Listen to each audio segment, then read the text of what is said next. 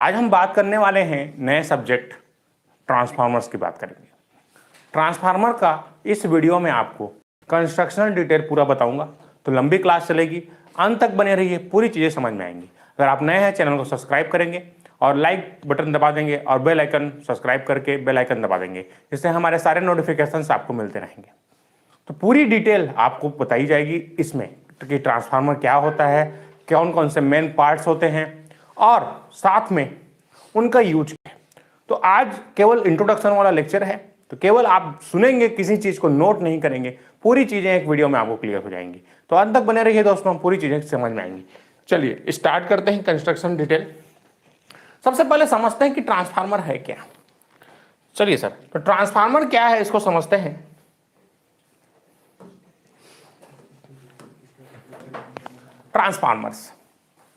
Transformer आप सभी अपने आसपास इससे भली भांति परिचित हैं कि हम कहीं पर भी देखेंगे आज, जैसे आपका मोबाइल का जो चार्जर है वहां से लेकर आपके घर के आसपास भी ट्रांसफार्मर लगे हैं।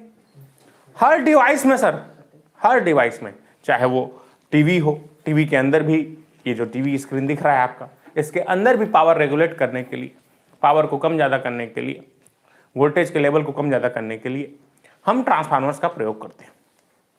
ठीक है, सबसे पहले ये समझते हैं कि ट्रांसफार्मर है क्या। हम आसपास देखते हैं सब लोग, इतनी बात तो सब जानते हैं कि अपने आसपास जितने भी चीज हम देखते हैं ट्रांसफार्मर्स का प्रयोग होता है, चाहे वो डिस्ट्रीब्यूशन में हो, चाहे जनरेशन में हो, ठीक है, चाहे ट्रांसमिशन में हो। जनरेशन, ट्रांसमिशन, डिस्ट्रीब्यूशन में with the help of transformer ही हम कर पाते हैं।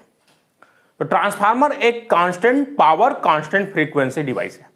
पहले तो ये समझिए कि ट्रांसफार्मर है क्या, एक constant power, constant frequency device है। पावर कांस्टेंट रहता है सर, केवल एक सर्किट से पावर को लेकर दूसरे सर्किट में देता है। जैसे कि आपका फ्लिपकार्ट और अमेजोन करते हैं, कुरियर बॉय करता है, एक जगह सामान लिस दूसरे जगह भेज दिस, डिलीवर कर दिस। तो लेने और देने का काम, सप्लाई लेके एक हाथ से दूसरे हाथ में भेज देता है सर। डिस्ट्रीब्यूटर का काम करता है, एक प्रकार का समझिए। पावर कांस्टेंट रहता है, वोल्टेज के लेवल को कम ज्यादा करने का काम करता है ना। तो अभी यहां पर देखेंगे ट्रांसफार्मर स्टैटिक डिवाइस बोला गया है, न कि मशीन बोला गया है, ध्यान रखिएगा। मशीन अभी हमने डीसी मशीन पढ़ा था इसके पहले लेक्चर्स में, डीसी मशीन के लगभग 40 लेक्चर दिया हूं। इसमें आप पूरा कंस्ट्रक्शन से लेकर वर्किंग सब चीजें मैंने उसको बताया। इसी तरीके से हम ट्रांसफार्मर को भी पढ़ेंगे बहुत डिटेल में। आप चाहे किसी भी कॉम्पिटिशन एग्जाम को दे रहे हैं, चाहे वो रेलवे जेई का हो, चाहे एसएससी जेई का हो, चाहे power grid corporation of India limited का हो, किसी भी कॉम्पिटिशन एग्जाम में इतनी ही चीजें आपसे पूछी जाती है जितना मैं यहाँ पर एक एक चीजों को डिटेल में बता रहा हूँ। चाहे आप और जितने भी कॉम्पिटिटिव एग्जाम होते हैं, जितना कंसेप्ट मैं बता रहा हूं उससे बाहर आपको कुछ नहीं जाएगा। तो ट्रांसफार्मर क्या है, एक स्टैटिक डिवाइस है। डिवाइस क्यों है, क्योंकि इसमें कोई भी रोटेटिंग पार्ट नहीं है। वीडियो अच्छा लग रहा है दोस्तों, लाइक कर देंगे जितने लोग देख रहे हैं, और चैनल को सब्सक्राइब कर देंगे। स्टैटिक डिवाइस है which used to transform the electrical power from one circuit to another circuit. एक सर्किट से पावर लेके दूसरे सर्किट में पावर देने का काम करता है by process of mutual induction. मैंने बताया था शुरुआत में, जब मैंने मशीन से स्टार्ट किया था तो मैंने बताया था कि कौन सा मशीन किस तरीके से काम करता है। तो वर्किंग का लेक्चर हम नेक्स्ट पार्ट में पूरा डिटेल में समझेंगे कि इसका वर्किंग कैसे होता है। इसमें मैं केवल पात्र परिचय करा रहा हूं, इंट्रोडक्शन दे रहा हूं कि कौन कौन से मेन पार्ट्स होते हैं। चलिए, तो ये देखिए sir, it is heart of power system. क्या है, हार्ट है जी, दिल है। जैसे इंसान का दिल होता है ना, बिना दिल के काम करेगा क्या। कैसे पार्ट्स, तोड़ दिल तोड़ करे कौन देश देव मांग लो वापस। ठीक, आई बात समझ। Transformer is heart of power system, पूरे इलेक्ट्रिकल इंजीनियरिंग का हार्ट है सर। इसके बिना कुछ काम नहीं हो पाएगा। आप मोबाइल का चार्जर से लेकर हम जितना भी चीज आज यूज कर रहे हैं, सभी में ट्रांसफार्मर का जरूरत पड़ रहा है। तो transformer is heart of power system. चलिए, अब आज हम देखेंगे कि इसमें कौन कौन से मेन पार्ट्स होते हैं। इस वीडियो में हम इस समझने का प्रयास करेंगे कि good morning to all of you. चलिए, देयर आर मेनी पार्ट्स, बहुत सारे पार्ट्स होते हैं। उनमें से मेन पार्ट्स कौन है, ध्यान से देखिए सब लोग। सबसे पहले होता है हमारा इसमें फ्रेम, जो आउटर बॉडी, जैसे हमने वहां पर पढ़ा था सर। ठीक, जो आउटर बॉडीज होती है उसे बोलते हैं फ्रेम। फिर transformer oil, bushing, Buchholz relay, conservator tank, radiators, breather, explosion vent, core, primary winding और सेकेंडरी वाइंडिंग। इतने सारे जो पार्ट्स है इस पूरे वीडियो में बताऊंगा, बीच में ब्रेक नहीं मिलेगा, तो बिल्कुल ध्यान से देखते रहेंगे, कोई चीज नोट नहीं करेंगे। पहली चीज केवल सुनेंगे सर, केवल सुनेंगे और देखेंगे, इधर ध्यान से देखेंगे वीडियोस को, कोई लेक्चर कोई चीज नोट करने की जरूरत नहीं है, केवल ध्यान से देखने की जरूरत है आपको। चलिए एक एक पार्ट को देखेंगे। तो देखिए ध्यान से, इस तरीके से हमारा ये ट्रांसफार्मर होता है। आजकल ये पावर ट्रांसफार्मर है, जनरेशन ट्रांसफार्मर बोलते हैं, इतना बड़ा रहता है, एक कमरे के साइज का, एक बिल्डिंग के साइज का होता है, बहुत बड़ा। तो इसमें कौन कौन से मेन पार्ट हैं, इसको हम डिटेल में एक एक चीजों को सीखेंगे। ठीक है, तो मैंने आपको ये चीजें बता दी। ये 3 फेज ट्रांसफार्मर है हमारा एक। तो बहुत सारे टाइप ऑफ ट्रांसफार्मर होते हैं, देख लीजिए, step down, step up, isolation transformer, single phase transformer, instrument जैसे CT-PTs होते हैं हमारे। वीडियो अच्छा लग रहा है, सभी स्टूडेंट्स लाइक कर देंगे और नए स्टूडेंट चैनल को सब्सक्राइब कर देंगे।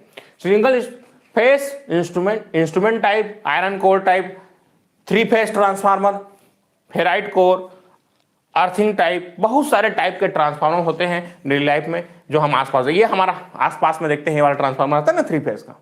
ठीक है, तो ये सब ट्रांसफार्मर का डिटेल, ये जितना भी है मैं यहाँ पर PDF यहाँ पर दिखा रहा हूँ आपको स्क्रीन में, वो सब आपको ग्रुप में भेज दिया जाएगा, कोई चीज नोट करने की जरूरत नहीं है। चलिए सबसे पहले स्टार्ट करेंगे सर हम लोग ट्रांसफार्मर के वाइंडिंग से। एग्जाम में बहुत बार पूछा गया है ट्रांसफार्मर का वाइंडिंग्स। चलिए सबसे पहले समझते हैं ट्रांसफार्मर की वाइंडिंग क्या होती है। तो जो छोटे ट्रांसफार्मर होते हैं, जैसे आपके मोबाइल चार्जर वगैरह में बात करूं, तो उसमें छोटा ट्रांसफार्मर रहता है, तो हम वायर का यूज करते हैं वाइंडिंग के लिए। किसका यूज करते हैं? वायर्स। जो वाइंडिंग लपेटे जाते हैं, अभी मैंने बताया था वाइंडिंग याद करो DC मशीन में। तो गुड मॉर्निंग सभी को। चलिए, तो ये कॉपर का भी हो सकता है। अब एक सस्ता वाला चार्जर आते, डुप्लीकेट, कम दिन में खराब नहीं हो जाते, सस्ता वाला एल्यूमिनियम के थे वाइंडिंग। तो जो सस्ता वाला होता है ना, कौन सा वाला चाहिए आपको, सस्ता वाला क्या अच्छा वाला? तो सस्ता वाला की बेहतर एल्यूमिनियम के दे दी, सब चीज है सर हमारे पास, है ना, जितना तुम्हारा बजट उतना। तो कॉपर वाला लोगे, ठीक। तो कॉपर वाइंडिंग सबसे बेस्ट होता है। तो जो पावर ट्रांसफार्मर होते हैं, जो बड़े ट्रांसफार्मर होते हैं, जिसका जो पर्पस है वो लॉन्ग टाइम चलाना है, तो कौन सा वाइंडिंग यूज करेंगे? Copper winding. तो और बड़े ट्रांसफार्मर, जैसे कि आप जनरेटिंग ट्रांसफार्मर की बात करें, बहुत ज्यादा रेटिंग का ट्रांसफार्मर है, तो उसमें स्ट्रिप का यूज करते हैं, क्योंकि वायर पतला होता है तो उसका जो क्रॉस सेक्शन एरिया कम होता है ना, तो उसमें जो लपेटने का काम होता है वो धीरे ज्यादा नहीं हो पाता, ज्यादा करंट रेटिंग उसकी नहीं होती, इसलिए स्ट्रिप्स का प्रयोग करते हैं इस तरीके से। अभी आगे दिखाऊंगा मैं चीज, पहले इतनी सी बात क्लियर हुई। तो ट्रांसफार्मर कॉपर का भी हो सकता है और एल्यूमिनियम का। Round wire for small rating, strip for large rating of machines. ठीक है, आगे बात समझ क्लियर होगी बात? ध्यान से सुनेंगे, कोई चीज नोट नहीं करेंगे, सब चीज क्लियर होगा, है ना। ध्यान से सुनना बस है आपको। राउंड वायर,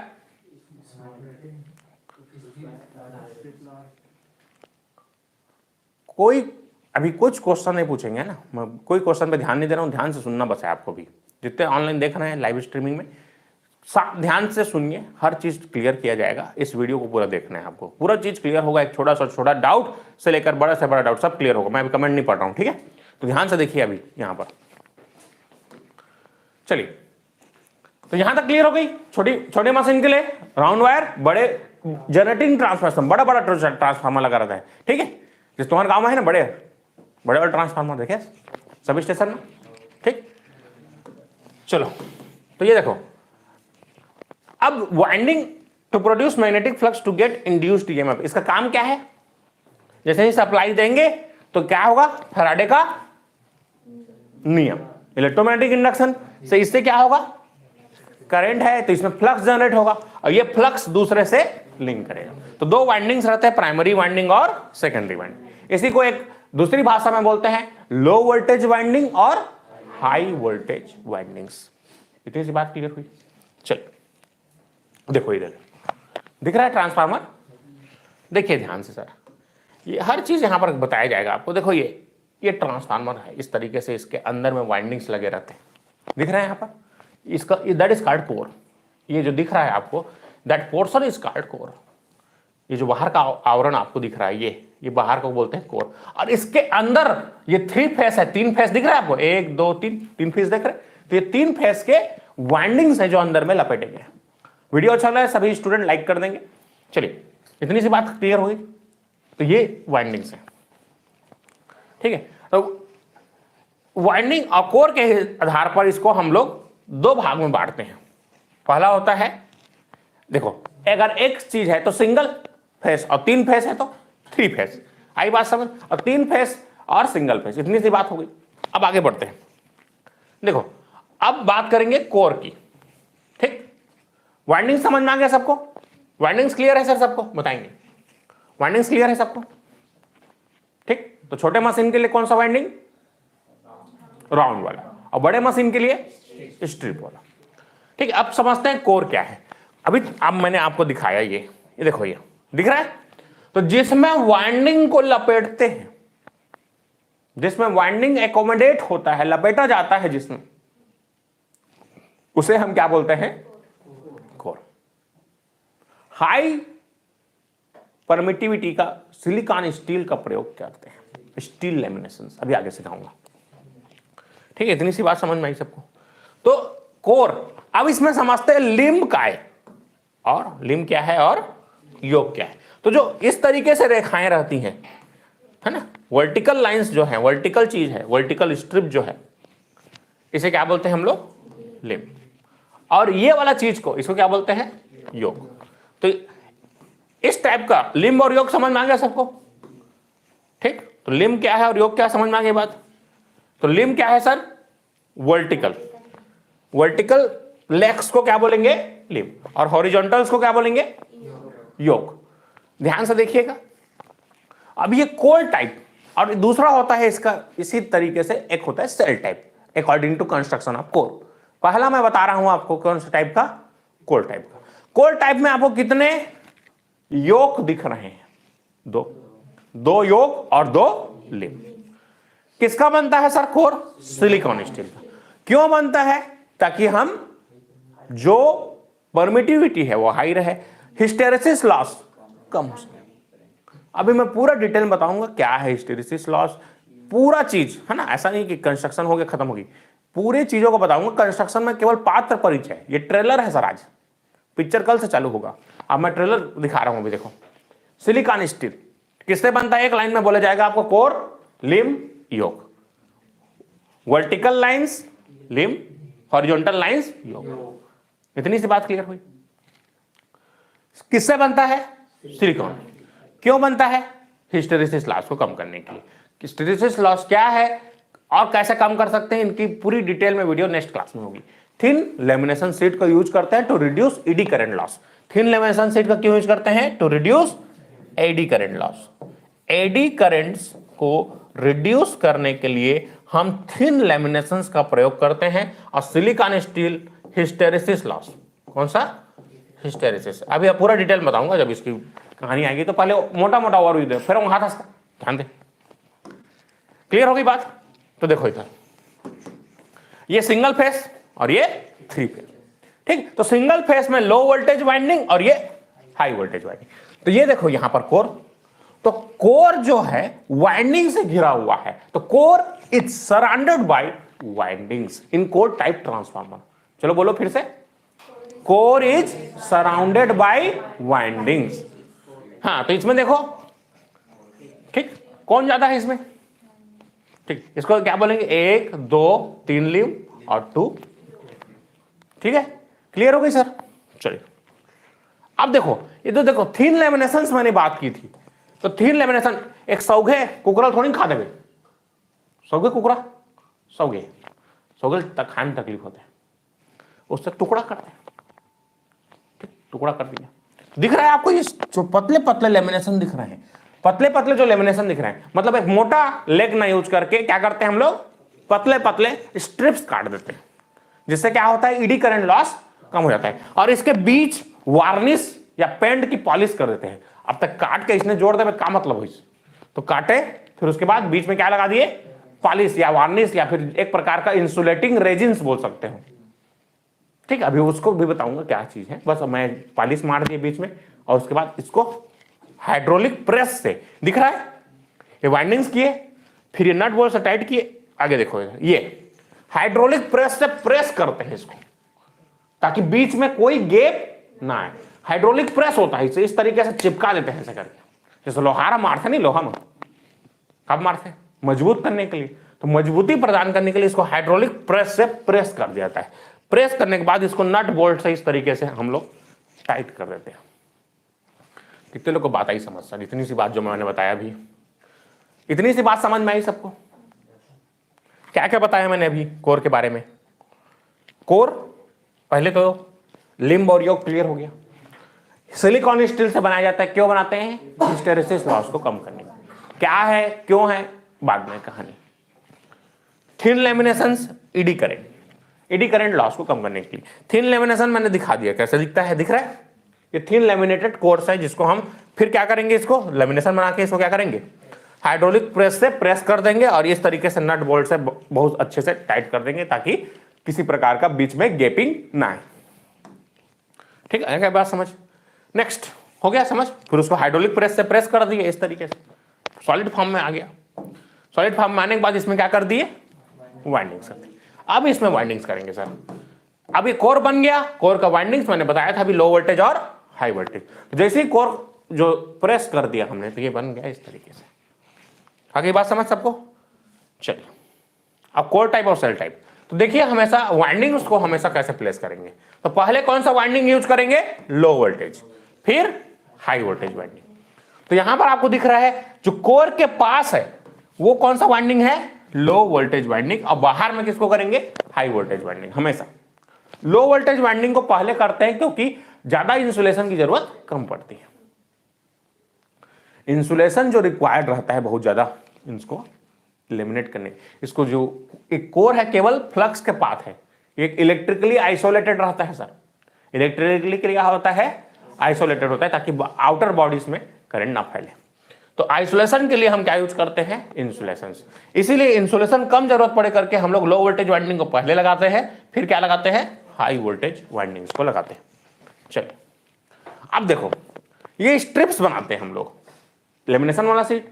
तो अगर आपको कोर टाइप वाला स्ट्रक्चर ये वाला डिजाइन करना है तो इसके लिए आपको ये कौन सा शेप है, दो एल शेप स्ट्रिप लोगे, फिर इसमें क्या करना पड़ेगा, इस तरीके से वाइंडिंग करोगे, लो वोल्टेज और हाई वोल्टेज, और लास्ट में इसको क्या कर देंगे, चिपका। तो ये स्ट्रिप्स जो है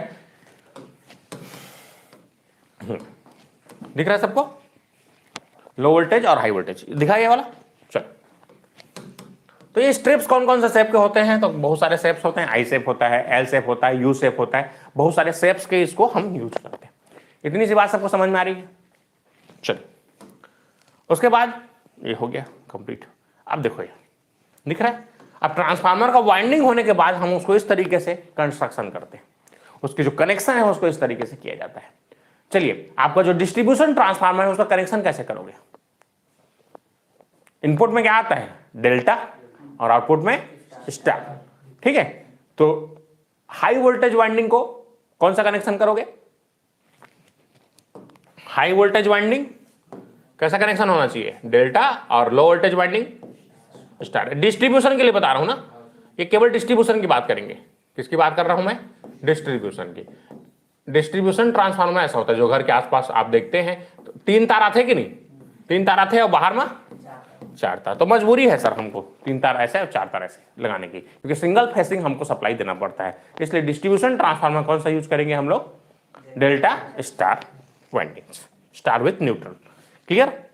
अब नेक्स्ट है हमारा सेल टाइप वाइंडिंग। देखो ध्यान दो, क्या है ये, सेल टाइप। इसको बनाने के लिए आपको क्या करना पड़ेगा, पहले देखो ये देखो सेल टाइप स्ट्रक्चर दिख रहा है, ये देखो सेल टाइप बनाना है आपको। तो पहले ये कौन सा शेप है सर, ई शेप, और ये आई शेप। ई शेप और आई शेप का हम क्या लेंगे, स्ट्रिप लेंगे। फिर उसके बाद बहुत सारे स्ट्रिप लेंगे, उसको क्या करेंगे, फिर प्रेस करेंगे हाइड्रोलिक प्रेस से, फिर हमारा क्या बन जाएगा, कोर बन जाएगा। अब कोर के अंदर क्या लपेटेंगे, वाइंडिंग्स। क्या लपेटेंगे, वाइंडिंग्स। तो वाइंडिंग्स लपेटेंगे इस तरीके से, फिर लो वोल्टेज और हाई वोल्टेज वाइंडिंग्स। इतनी सी बात समझ में आई सबको, लो वोल्टेज और हाई वोल्टेज। ठीक, अब देखो इसका स्ट्रक्चर देखो सर, इसमें क्या है, windings is surrounded by core. आया बात समझ?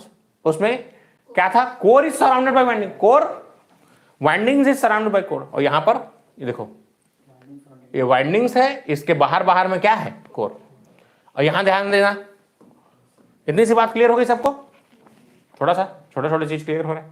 चलिए कैसा दिखता है, अभी पाथ का परिचय करा रहा है। देखो इधर देखो, ये हमारा ये सेल टाइप कंस्ट्रक्शन किस तरीके से दिखता है। तो सेल टाइप ट्रांसफार्मर में दिख रहा है बाहर में ये लिम्ब दिख रहा है आपको, तो 1 2 3 4 5 5 लिम्ब और 2, ठीक। तो ये है हमारा सेल टाइप कंस्ट्रक्शन। देखो रेड येलो ब्लू दिख रहा है, 3 फेज का ट्रांसफार्मर है, 3 फेज के बड़े ट्रांसफार्मर है सर। तो इस तरीके से हम यहां दिखता है, देख पा रहे हो सब लोग। चलो और बड़ा ट्रांसफार्मर का रेटिंग दिख रहा है, ये कोर्स देखो, ये देख पा रहे हो। तो ये और बड़ा रेटिंग का ट्रांसफार्मर है, कुछ इस तरीके से हमने डिजाइन किया हुआ है। केवल फोटो दिखा रहा हूं कैसे कैसे होते हैं, कैसे कैसे पात्र परिचय है इसका। चलिए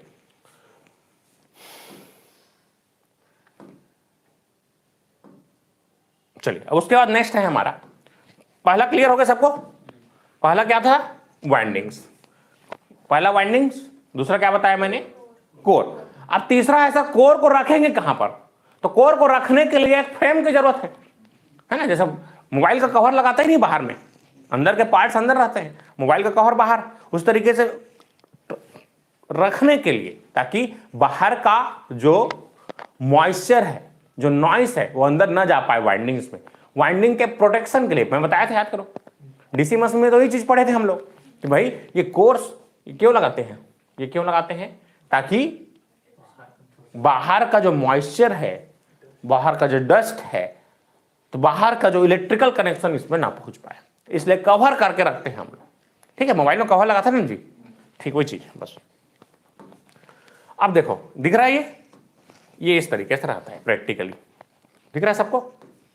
प्रैक्टिकली हम लोग देखेंगे तो आपको बाहर में इस तरीके का टैंक नजर आता है, तो टैंक के अंदर में हम लोग क्या डाल देते हैं, कोर को डाल देते हैं। तो टैंक दिख रहा है सबको।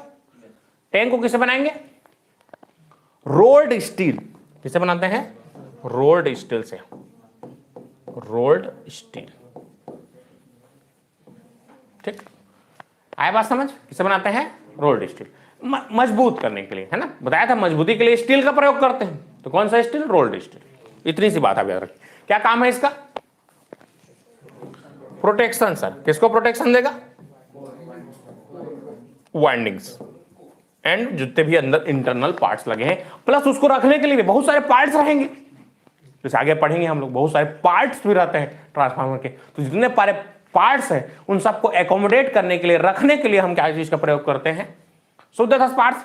जाग आओ बात मत बने दिल्ली ऐसने होते हैं बहुत, है ना। आए कर रोज सुनना लागत रिश्तों भी, हाँ सुनना लागत पार्ट्स कहाँ गए हैं, पार्ट्स कहाँ, ठीक सही बात। इतना काम हो गया। तो देखो वाइंडिंग के अंदर हमने क्या रख दिया, जो वाइंडिंग्स किए थे, कोर था, उसको किसके अंदर डाल दिया, टैंक के अंदर। अब देखो टैंक अगर खाली है, ठीक, तो टैंक के अंदर खाली रहेगा तो हवा रहेगी बीच में, हवा उतना अच्छा इंसुलेटिंग मीडियम का काम नहीं करता, तो जो करंट है आसपास फैल जाएगा और आसपास के लोग प्रभावित होंगे। तो प्रोटेक्शन, तो पहला काम था अंदर के पार्ट्स को प्रोटेक्शन, प्लस दूसरा काम था, देखो अब इतना ज्यादा करंट निकलेगा, करंट होगा तो हीट डेवलप होगा, ठीक, क्या डेवलप होगा, हीट। तो हीट की डेसिपेशन के लिए और इंसुलेशन पर्पस के लिए हम इस टैंक में क्या भर देते हैं, ऑयल भर देते हैं। क्या भर देते हैं, ऑयल, ठीक, ये oil, that is called transformer oil, इसको भर देते हैं सर हम लोग, ठीक। ट्रांसफार्मर ऑयल को यहां पर फिल कर देते हैं। आगे बात समझ, ये देखो अब ट्रांसफार्मर ऑयल जो है उसको भर दिया जाता है, पूरा का पूरा ट्रांसफार्मर ऑयल को भर दिया जाता है। तो शुरुआत कंडीशन में, जैसे आप गाड़ी में ऑयल डालते हो कि नहीं, सर्विसिंग करवाता है नहीं गाड़ी ला, और तो बिजली वाला है सर, ठीक, बिजली वाले गाड़ी बात नहीं कर रहे। तो नॉर्मल गाड़ी होता है, जब शुरुआत में जब सर्विसिंग करवाते हो तो जो ऑयल डलता है कैसा दिखता है, वो एकदम फाइन दिखता है, इस तरीके से पीला टाइप का दिखता है, एकदम फाइन नहीं दिखाई करगा, ठीक, थोड़ा सा इस टाइप का दिखता है। अब जैसे जैसे ऑयल जलता है तो उसका जो कलर है क्या हो जाता है, डिटोरिएट हो जाता है, कम हो जाता है, खराब हो जाता है। और लास्ट में 2000-3000 चलाने के बाद देखबे तो ठीक करिया टाइप के निकलते वेस्ट इंडीज वाला बाहर, ठीक। तो डालबे तो अमेरिका वाला उनका दिखाते रहते गोरिया, और निकालबे तो वेस्ट इंडीज का बाहर निकलते इसी करके, ठीक। आइस बाहर, समझ क्लियर हो गया। तो देखो काला ऑयल निकला, स्क्रैप ऑयल निकला, उसे बोलते हैं स्क्रैप। बहुत खराब हो गया सर, उसको इसलिए क्या करते हैं, उसको ऑयल को फेंक देते हैं, ठीक। फिर दूसरा ऑयल डलवाते हैं हम लोग। वैसे ही ट्रांसफार्मर का भी होता है, इसको रिसाइकलिंग बोलते हैं। जितना बार 2-3 बार रिसाइकल करते हैं, इस स्टेज तक रिसाइकल हो जाता है। लेकिन बहुत बार रिसाइकल उसको नहीं कर पाएंगे, तो उसको क्या करना पड़ेगा, चेंज करना पड़ेगा। यही बात समझ। तो ये देखो, तो ट्रांसफार्मर ऑयल जो है, इसका मेन पर्पस क्या होता है, पहला क्या होता है, इंसुलेशन। सबसे मेन पर्पस क्या होता है, इंसुलेशन। इंसुलेशन का काम करता है, क्यों। और दूसरा काम है हीट डिसिपेशन, कूलिंग का काम है सर। एक काम दुकारा है ना, पहला तो मैंने उसको किस लिए लगाया था, इंसुलेशन के लिए। दूसरा अब हीट डिसिपेट हो रहा है, तो हीट डिसिपेट होगा तो किसमें, ऑयल है बीच में, तो ऑयल क्या कर लेगा, उसको हीट को एब्जॉर्ब कर लेगा। तो कूलिंग का भी काम करता है कौन, हमारा ऑयल। क्या इसको याद रखिएगा, एग्जाम में पूछा गया है। नेफ्थलीन ऑयल और या पैराफिनिक ऑयल का प्रयोग हम करते हैं किसमें, ट्रांसफार्मर्स में। क्या नाम है सर इसका, नेफ्थलीन ऑयल और पैराफिनिक ऑयल। ऑयल का कलर कैसा रहता है, मैंने अभी बताया आपको। अगर पेल येलो है तो गुड कंडीशन में,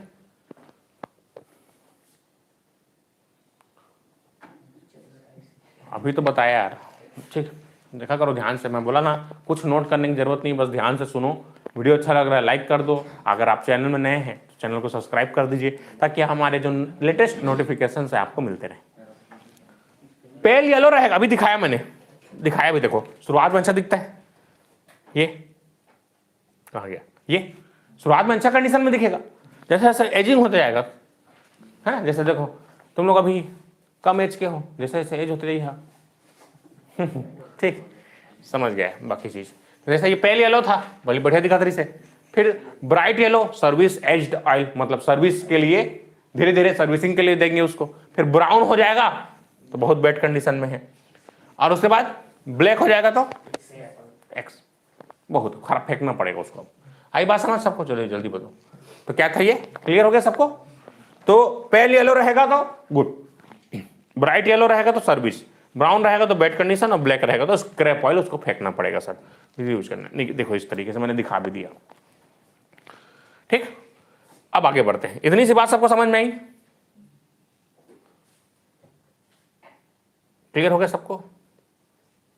हाँ, ये क्लियर हो गई बात। भाई ट्रांसफार्मर में हमने क्या भर दिया, ऑयल भर दिया। ऑयल का क्या काम है समझ गए।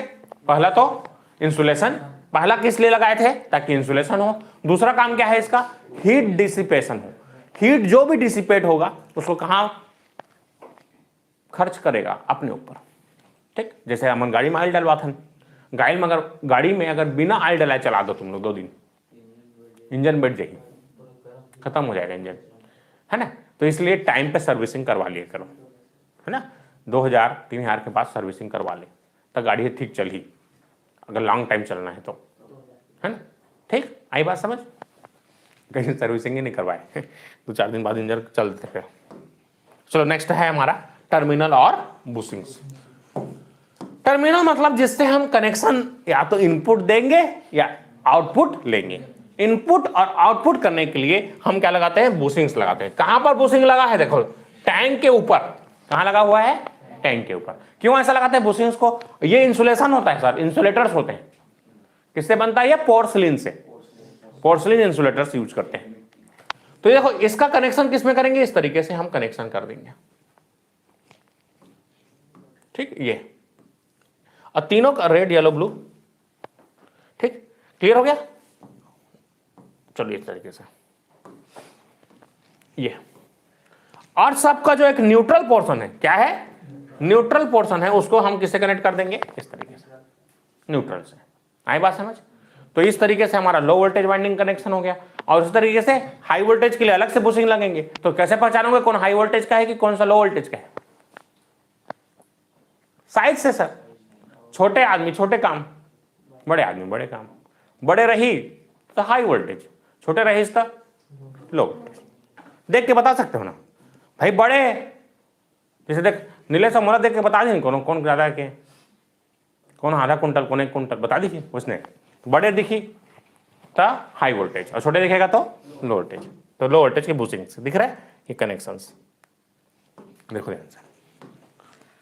ठीक, अब इसको इंसुलेशन का बनाते हैं ताकि इस फ्रेम में करंट ना फैले, आइसोलेशन रहे, इसलिए हम क्या लगा देते हैं, इंसुलेटर्स लगाते हैं। आए बात समझ? चलिए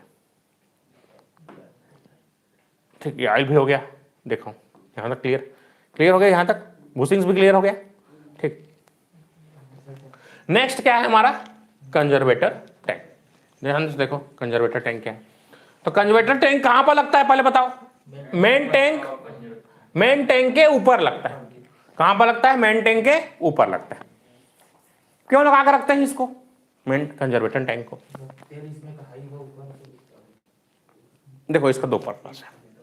कहां पर लगता है पहले तो इतनी सी बात, चलो कंजर्वेटर टैंक कहां पर लगता है? टॉप में लगता है। क्या करता है, लेवल इसका आधा रखते हैं। कितना रखते हैं? आधा रखते हैं।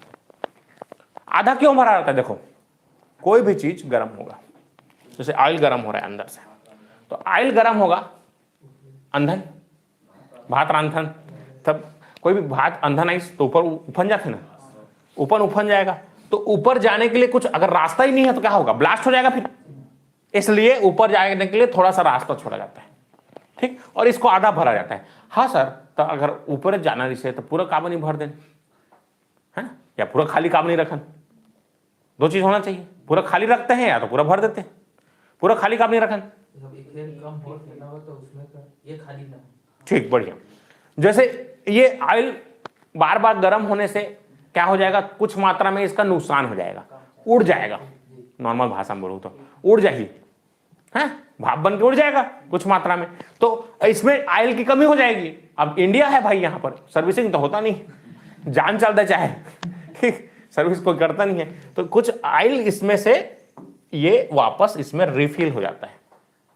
ठीक, जब कमी होती है तो यहां से ले लेता है, ज्यादा होती है तो वापस देते, तो दोनों काम करता है सर। इसलिए कंजर्वेटर टैंक को हाफ फिल्ड करते हैं, ये पूरा नहीं, हाफ लेते हैं। ठीक, पूरा नहीं ले, हाफ वाला है, मैं आधा लेता हूं यार। ठीक ठीक, तो ये हाफ वाला है, हाफ फील्ड रहता है। कैसा रहता है?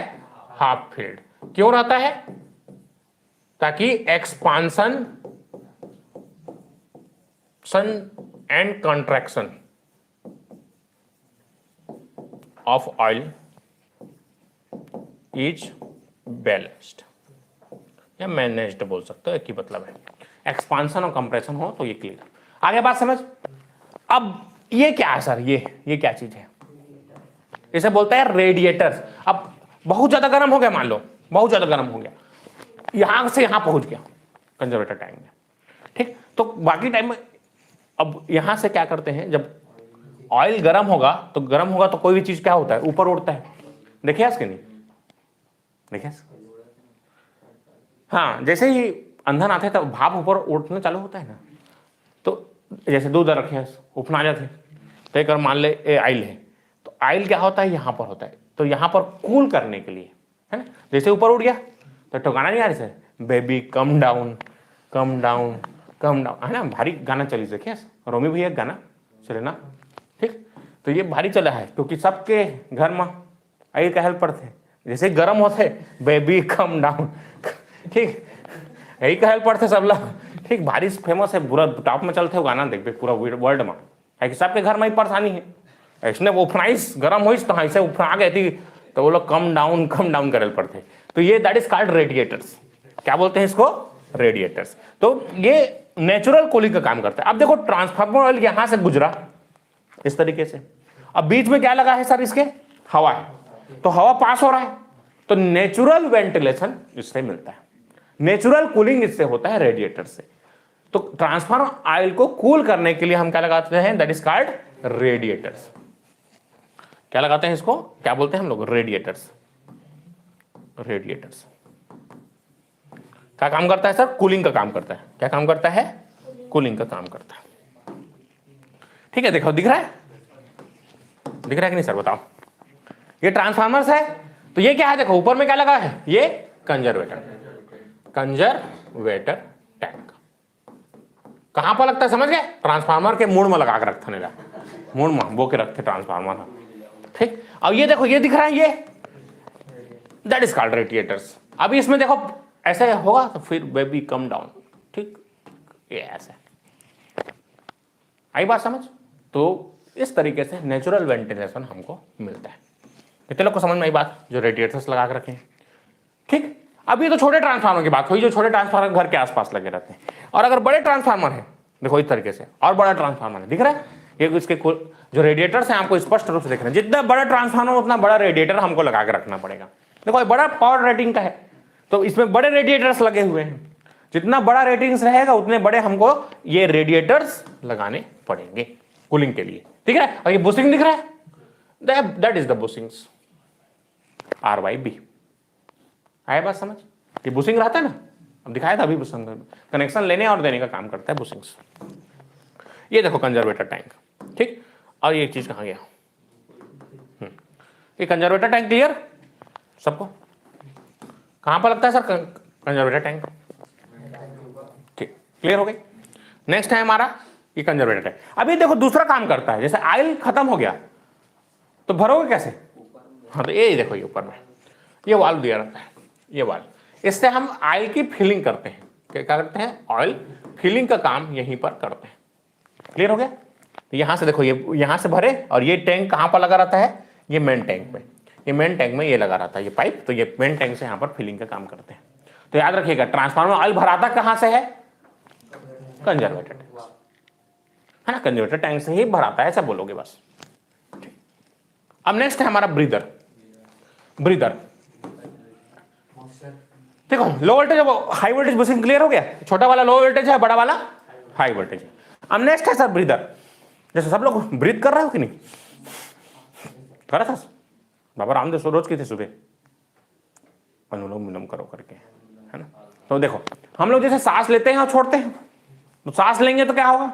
बाहर का हवा, और सांस छोड़ोगे तो, हाँ, तो देखो ये ऑयल में गर्म होगा तो गैस निकलेगी बहुत डिफरेंट प्रकार के। तो गैस को बाहर निकालने के लिए, एक्स्ट्रा गैस को बाहर निकालने के लिए या एब्जॉर्ब करने के लिए, तो ये नाक का काम करते हैं। नाक है ब्रीथर का है, काकट नाक है जी, ट्रांसफार्मर के नाक के काम करते हैं, ठीक। अब नाक देखो, ध्यान दो, यहां तक क्लियर हुई बात। कहां पर लगता है ये, दिख रहे हो कहां पर लगा है? कंजर्वेटर टैंक के बाहर में, कंजर्वेटर टैंक के बाहर में लगा रहता है। इसका काम क्या है? अगर ये सांस ले रहे हैं तो बाहर की हवा को खींचेगा, तो बाहर की हवा को खींचने का और या अंदर की हवा को बाहर निकालने का काम करता है। इसके अंदर क्या भर देते हैं हम लोग? सिलिका। क्या भर देते हैं? Silica gel. देखो ध्यान दो, सिलिका जेल। सिलिका जेल जानते हो क्या होता है? देखिए सिलिका जेल, कौन देखे? देखिए पार्थ, हाँ बढ़िया। जो बैग वैग लेते हैं, नया चीज सामान लेते हैं, मोबाइल लेते हैं, 10 की बार सिलिकॉन के पॉकेट देते थे। शक्कर के खा मत देबे, शक्कर नो है, सामने लिखा रहता है नॉट ईट, नॉट ईटेबल। वो क्यों करता है? मॉइस्चर को सोखने का काम करता है सर, एब्जॉर्ब करने का काम करता है। जैसे नया चीज ले है तो थोड़ा सिलिकॉन डाल दे, तो सिलिकॉन के क्या करता है? जितने आसपास के मॉइस्चर रहेंगे सबको खींच लेगा, एब्जॉर्ब कर लेगा। तो देखो ध्यान दे रहे हो, तो कैसा रहता है ये सिलिकॉन भरा रहता है। सिलिकॉन सिलिका जेल क्या भरा रहता है? Silica gel. क्यों? क्योंकि मॉइस्चर रहता है, मॉइस्चर को एब्जॉर्ब करने के लिए। जैसे मान लो ठंडी का दिन है या बरसात का दिन है, बाहर में क्या है? पूरा पानी गिर रहा है, पानी अंदर चला जाएगा। अब टाइम बता, बिजली वाला चीज में पानी चल दी, हुई शॉर्ट सर्किट होगा, इंसुलेशन खत्म हो जाएगा। तो इसलिए सिलिका जेल मॉइस्चर को एब्जॉर्ब करने के लिए, क्या करने के लिए? मॉइस्चर को एब्जॉर्ब करने के लिए सिलिका जेल का प्रयोग करते हैं। कितने लोग को बात आई समझ? अब तुम लोग बताओ एक चीज, इसका काम क्या है? केवल मॉइस्चर को सोखना। अब ये बताओ ट्रांसफार्मर लगा कहां से रहता है? सड़क के आसपास, तो उसमें धूल धक्कड़ रहेगा कि नहीं? तो एक काम है, का है एक काम है, सरकारी आदमी है, एक काम करते हैं, बाकी मनी जानो के देते क्या बता रहे ना, ठीक। तो ये क्या काम करता है, केवल मॉइस्चर को, लेकिन बाहर में धूल के कण भी हैं, क्या है, धूल और बहुत सारे डस्ट पार्टिकल्स भी हैं, धूल डस्ट, इन सब को रोक नहीं पाता सर ये। अगर ये सब अंदर चले जाएंगे धूल डस्ट के कण, वो चार्ज पार्टिकल्स होते हैं, अंदर का सामान को खराब करेगा। धूल डस्ट हुई तो खराब करें जी सामान ला, तो उसको क्लियर करने के लिए हम क्या लगाते हैं, देखो इधर ये दिख रहा है, नीचे में ऑयल लगा देते हैं, दिख रहा है सबको, ये ऑयल दिख रहा है सर, देखो ये इसे में ऑयल लगा के रखे हैं। इसके बाद ऑयल क्या करता है, ऑयल क्या करते हैं, तो देखिए सरसों तेल चुपर क्या भी आग ले पूरा डस्ट पूरा चपक जा रहे थे, धूल ढक्कड़ हाथ है कि नहीं, ज्यादा धूल डस्ट पूरा चिपक जाते हैं। तो ये धूल डस्ट क्यों चिपकता है, क्योंकि ऑयल होता है। तो ये नॉर्मल चीज है, धूल डस्ट चिपकाना है तो ऑयल, ऑयल क्या करता है, धूल डस्ट के थे एतिया और चिपक देते सब लोग, ठीक है ना, यही बात समझ। तो पूरा धूल डस्ट के पार्टिकल्स को एब्जॉर्ब करने के लिए यहाँ पर क्या डालते हैं, ऑयल। ऑयल क्या करता है, धूल या डस्ट के जो पार्टिकल्स हैं, डस्ट के जो पार्टिकल्स हैं उसको अपने में एब्जॉर्ब कर लेता है। और फ्रेश एयर, देखो ये फ्रेश दिख रहा है, जो फ्रेश अच्छा रहता है सिलिका, उसका कलर कैसा रहता है, नीला, ठीक, यही बात समझ, क्लियर, कैसा रहेगा, नीला। हाँ ये लिखो लगा है, ठीक है, इसलिए तो बताया ऑयल कैप लगा रहता है। देखिए नहीं रहता है सर हम लोग, मैं खाली बोलूंगा तो नहीं समझ में आएगा। अब देखिए, इसलिए केवल देखो बोल रहा हूं, देखो और सीखो कि ऑयल कैप लगा रहता है नीचे में, उसके बाद ये सिलिका जेल, अब ये धूल डस्ट को ऑयल सोख लेगा। हे पार्थ, है ना, अस्कटा था इसने पढ़े टाइम सब मोड़ पिराही गोड़ पिराही, है ना, 2-4 दिन छोड़ दे, एक रेल छोड़ना नहीं चाहिए, पढ़ाई को छोड़ो मत बीच में। रीस्टार्ट बहुत डिफिकल्ट काम है। आई बात समझ, देखो इधर ये ऑयल धूल डस्ट को रोक लिया, सिलिका किसको रोक लिया, मॉइस्चर को, तो फ्रेश एयर जाता है।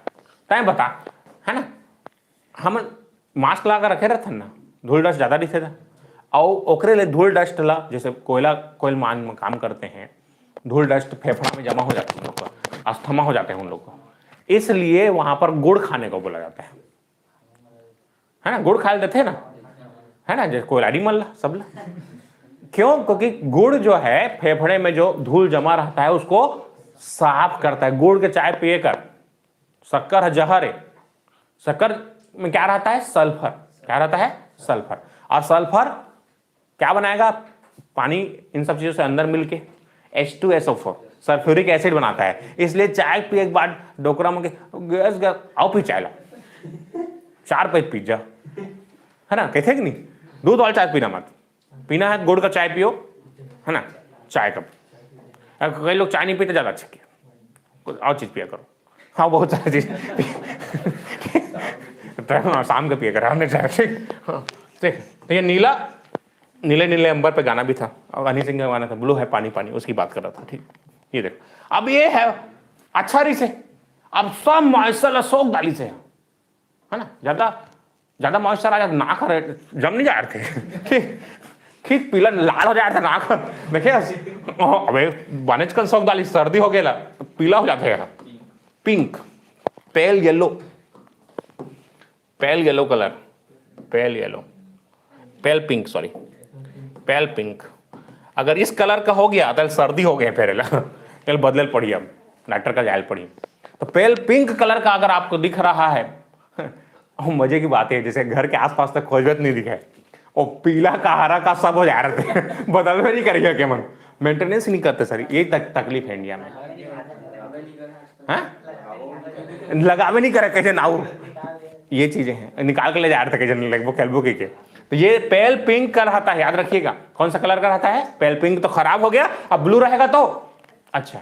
हनी सिंह गाना सुन दे, ब्लू है पानी पानी, है तो ब्लू है, ठीक है ना, पीला पिंक अच्छा ना है, ठीक, क्लियर हो गई बात, कितने लोगों को समझ में आया बात, ये क्लियर।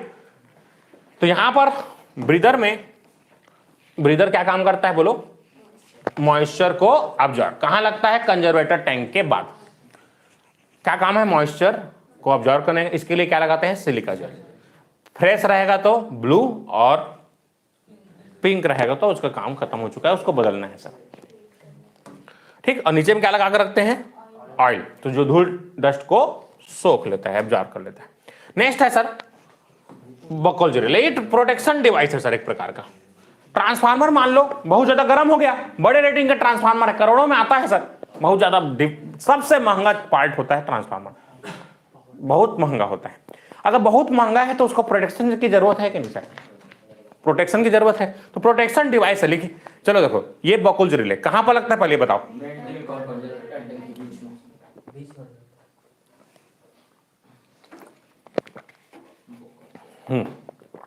सबसे पहले इतनी सी बात आपसे पूछा जाता है कि ये लगा कहां पर रहता है, तो मेन टैंक और कंजर्वेटर टैंक के बीच में लगा रहता है। अब ये ऐसा क्यों लगाते हैं, यहीं पर क्यों लगाते हैं? देखो जब भी ट्रांसफार्मर ऑयल गर्म होगा तो ऊपर उठेगा, ऊपर उठ रहा है, ये ऑयल गर्म हो रहा है, तो इससे ऑयल गर्म होने से क्या निकलेगा? यहां से गैस निकलेंगी। क्या निकलेगा? गैस।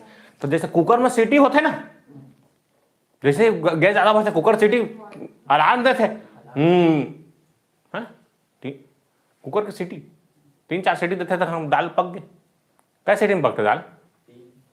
3 में पका दाल था, कै में पकते? 5। तो 2-3 5 पे सीटी देते, अब तक बंद नहीं करे क्या हुई? बढ़ जाए दाल का कलर, दाल काली हो जाएगी, दाल में कुछ पूरा दाल काला हो जाएगी। ठीक, तो अब ये अलार्म देते, बने अलार्म देते, बंद नहीं करे क्या हो जाएगी? बढ़ जाएगी ट्रांसफार्मर। तो इसीलिए इसमें एक स्विच होता है। क्या स्विच होता है? Mercury switch. कौन सा स्विच होता है? पारा, मरकरी स्विच, HG बोलते हैं, HG। जैसे देखो बुखार आते, डॉक्टर करा, एक दिन में गया बुखार है इसका, तो दिस थर्मामीटर मैं से मुंह डाल दे, वो बाकी में बगल में डाल दी। मैं कहे तमाशा यार, रोंटाई है, कहा तमाशा है। जैसे और तुम बुखार छोड़ दी स्मॉल। ठीक, तो पारा जैसे ही गर्म होगा तो क्या होगा? पारा एक्सपैंड होगा, फैलेगा सर। भारी आशा तरी समझ में, क्या रोंटाई मत करेगा, बता दे रहे कहाँ रखना है। ठीक, तो ऐसे पारा फैल रहा है, तो ऐसे फैलेगा तो ये इसको ऐसे स्विच को दबा देगा, स्विच को प्रेस कर देगा। जैसे ही स्विच प्रेस करेगा ट्रांसफार्मर बंद हो जाएगा सर। एक प्रकार का रिले है, प्रोटेक्शन के लिए यूज करते हैं। प्रोटेक्शन में और डिटेल में पढ़ाऊंगा ये, पर इतनी सी बात समझो। कहां लगता है? मेन टैंक और कंजर्वेटर टैंक के लिए। क्या काम करता है? प्रोटेक्शन काम करता है। बड़े बड़े ट्रांसफार्मर को प्रोटेक्ट करने के लिए, बहुत ज्यादा गर्म होता है तो बंद कर दो। जैसे 5-6 अलार्म दी, सीटी बजी, कुकर बंद कर देता था ना, नहीं बंद कर क्या हुई? ब्लास्ट हो जाएगी फिर, तय समझ। ठीक, चलो इतनी सी बात समझ गए। ठीक, कहां पर लगा रहता है? मेन टैंक और कंजर्वेटर टैंक के बीच में। ठीक, बकल्स रिले, बाकी डिटेल में पढ़ेंगे। अब देखो ध्यान दो, एक और चीज ध्यान दो सर। अब मान लो कुछ कारणवश बकल्स रिले खराब हो गया, ओकरो एक क्षमता है भाई, 4 पैसा अलार्म दी तनी समझे, खराब हो गया वो। कंजर्वेटर टैंक भी फुल हो चुका है, तो आयल जा ही कहां? तो ब्लास्ट हो जाता है फिर ट्रांसफार्मर। अगर ऐसा होगा तो फूट जाही। आसपास के लोग, और कहां लगा रहता है ट्रांसफार्मर? सब घनी आबादी के बीच में लगा रहता है। मान ले घर के आसपास ट्रांसफार्मर लगे, फूट गई तो आसपास बर्न जाही। तो उसको बचाने के लिए that is called explosion went. तो क्या होता है, जो बहुत ज्यादा ट्रांसफार्मर में ऑयल गर्म होगा तो यहां पर इसको एक छोटा सा हल्का धातु का लगा रहता है, सॉफ्ट आयरन का लगा रहता है, ताकि एक्स्ट्रा ऑयल जैसे ही यहां से पास हो, यहां से ये फट जाता है। ये जैसे कुकर में तो सेफ्टी वाल्व रहता है कि नहीं, उसको साफ करना सर, नहीं तो वही फूटते फिर कुकर, फिर सब जल जाते हैं। ये सेफ्टी वाल्व है एक प्रकार का। क्या है ये? Safety valve. ठीक, सेफ्टी वाल्व है। ठीक, सेफ्टी वाल्व जैसे कुकर में रहता है ना सेफ्टी वाल्व, उस तरीके से इसमें भी सेफ्टी वाल्व रहता है। अब क्या होगा, देखो ये ऑयल गर्म होगा, बहुत ज्यादा ऑयल गर्म होगा तो यहां से बाहर आ जाएगा। तो गांव के अपन क्या करते हैं, बाल्टी लेकर झुकाए चल देते हैं ट्रांसफार्मर ऑयल देते कीजिए, मत जा पे झुकाए ट्रांसफार्मर आज ऑयल देते मोला, ये नो है गर्म हो गए। ठीक, कई दिन बाल्टी बाल्टी भर के ले आते, एक दिन हमारे काम इसलिए एक दिन बाल्टी भर के लाते किसे, मैं क्या मर जा पे जान जरूरी है। तो यहाँ से पूरा एक्सप्लोजन वाल्व रहता है, इससे बाहर निकल जाता है। आजकल देखो ट्रैक्टर में लगे थे ना, इसने ट्रैक्टर में क्या थे, साइलेंसर थे ना, उसने टाइप के लगे थे। आजकल छोटा कन दे रहे थे, अब तक नहीं दे रहे हैं, छोटा कन ऐसा वाल्व दे रहे थे, छोटा कन। आई बात समझ? तो ये देखो दिख रहा है, ये ट्रांसफार्मर दिख रहा है सब, देखो ये ट्रांसफार्मर दिख रहा है कि नहीं, एक्सप्लोजन वेंट्स, देखो ये एक्सप्लोजन वेंट्स है सर, एक्सप्लोजन वेंट्स है, देखो ये दिख रहा है, ये ऐसे चोची का दिखा था ना ऐसे, ये एक्सप्लोजन वेंट है। समझ में आई बात?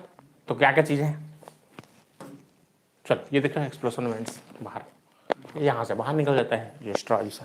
ठीक, क्लियर हुआ? तो कंस्ट्रक्शनल फीचर्स मैंने आपको बताया। अभी कितने लोगों को बात क्लियर हुई सर? अब बताएंगे, अब जो भी डाउट्स आप पूछेंगे अब मैं बताऊंगा, कोई भी चीज क्लियर नहीं हुआ हो तो। मैंने कंस्ट्रक्शनल ओवरव्यू दिया कि भाई कौन कौन से पार्ट रहते हैं, दिखता कैसे है पार्ट्स, सब लोग देख पाए, कोई दिक्कत किसी को? बताओ जल्दी। सीमा, ब्रीदर का क्या काम है सर? देखो एक बार फिर से, ये ब्रीदर आ गया। ब्रीदर का काम क्या है? पहले तो फ्रेश एयर को अंदर लेना। अब एयर में मॉइस्चर रहेगा, तो मॉइस्चर को एब्जॉर्ब करने के लिए हम ये नीला कलर का पट्टी बना दिए हैं। तो ये जो हवा है ये डायरेक्ट ना गुजर के पहले इन सिलिकॉन से होकर गुजरेगा। तो जो भी मॉइस्चर है, मॉइस्चर ला कहिए तिया है ना, जैसे दूसरे लड़ाई होते, चल यार इतनी घूम के आपको गए भूलवार के ले जाते, ठीक, जैसे लड़का को आ रहे थे, मेहमान आते तो क्या करते, महू जहाँ तो चल तो घुमा के ला के जैसे घुमा के वापस भूलवार के ले आते, तो भूलवार के मॉइस्चर सब एब्जॉर्ब कर लेते, तो ले जाते। फिल्टर काम, चाय छानते कि नहीं, चाय गर्म करे चूर के चाय छन्नी में छान दे, छन्नी काम करत है, पूरा खादल फेंक देते, उसने तो होते जीवन में सब उसने करते, काम हो बात फेंक देते, यूज एंड थ्रो। आजकल दुनिया ऐसी हो गई है। तो ये और ये ऑयल का रखा है निकला डस्ट को एब्जॉर्ब करने के लिए सर, डस्ट के जितने भी पार्टिकल्स रहेंगे उसको एब्जॉर्ब करने के लिए। किसी को और किसी डाउट में, किसी को भी चीज, किसी को और डाउट है कहीं पर? सब पार्ट क्लियर? चलो एक बार ओवरव्यू लेते हैं कि हमने क्या क्या चीजें सीखा। ठीक, तो ट्रांसफार्मर का क्या क्या मेन पार्ट्स होते हैं बताओ? चलो अभी बताया मैंने, frame, transformer oil, bushings, Buchholz relay, conservator tank, radiators, breather, explosion vents, core, primary winding और सेकेंडरी वाइंडिंग। ठीक है, चलो बताओ फ्रेम का क्या काम है? फ्रेम का क्या काम है सर? एक ओवरव्यू लेते हैं फिर से, रिकैप। प्रोटेक्शन करने का काम करते हैं, बाहर के जितने भी, अंदर के जितने भी पार्ट्स लगे हैं, कोर लगा है, वाइंडिंग्स लगा है, उसको प्रोटेक्शन मॉइस्चर डस्ट पार्टिकल्स। और जितने भी कंपोनेंट्स हैं, जैसे कि हमारा बुशिंग्स है, bushings, Buchholz relay, conservator tank, radiators, breather, explosion vents, ये सब को कहां पर लगा कर रखेंगे? फ्रेम में लगा रहता है। ये सब चीज फ्रेम में सब चीज को लगा कर रखने के लिए काम करता है। फ्रेम ऐसा करके सबको अपने आप पर लगा के रखता है। ठीक, ट्रांसफार्मर क्या लगाते हैं? कूलिंग के लिए। ठीक, ठीक, तो ये सब एग्जाम में पूछा जाएगा आपको कि फ्रेम का क्या काम है, फ्रेम किससे बनता है। ठीक, समझ में आ गया सबको? ये क्लियर? तो देखो ये क्या दिख रहा है आपको, ये बुशिंग्स है, ये बुशिंग है, ये हाई वोल्टेज का है और ये छोटा वाला लो वोल्टेज का है। इसके अंदर आपको पार्ट दिख रहा है, ये पूरा क्रॉस सेक्शनल व्यू दिखा रहा हूं आपको, ये क्रॉस सेक्शनल व्यू दिख रहा है आपको। इसमें देखो ये कंजर्वेटर टैंक, ये सब चीज यहाँ पर, ये रेडिएटर सब यहाँ पर लगा कर रखें। ठीक, बहुत सारे टाइप्स के ट्रांसफार्मर बताया मैंने। इंस्ट्रूमेंट ट्रांसफार्मर बहुत सारा होता है, सिंगल फेस ट्रांसफार्मर भी होते हैं, instrument transformer, step up step down isolation, iron core, ferrite core, ये हमारा चार्जर वगैरह में फेराइट कोर वाला यूज होता है। 3 फेज ट्रांसफार्मर, अर्थिंग टाइप, ये फेराइट कोर वाला पावर इलेक्ट्रॉनिक्स डिवाइसेस जितने भी पढ़ेंगे उसमें कौन सा कोर यूज होता है? Ferrite core. GT power transformer. ठीक, जनरेटिंग ट्रांसफार्मर, याद रखिएगा, जनरेटिंग ट्रांसफार्मर को हम बोलते हैं क्या? Power transformer. क्लियर हो गई बात सबको? चलो जल्दी से बताओ, इतनी सी बात समझ में आई सबको? ठीक, तो अभी आज के लिए इतना ही रखते हैं। अगर वीडियो अच्छा लगा तो लाइक कर देंगे, अगर आप नए हैं तो चैनल को सब्सक्राइब करें और अपने दोस्तों को शेयर करें। ठीक है दोस्तों, आज के लिए इतने ही रखते हैं। धन्यवाद।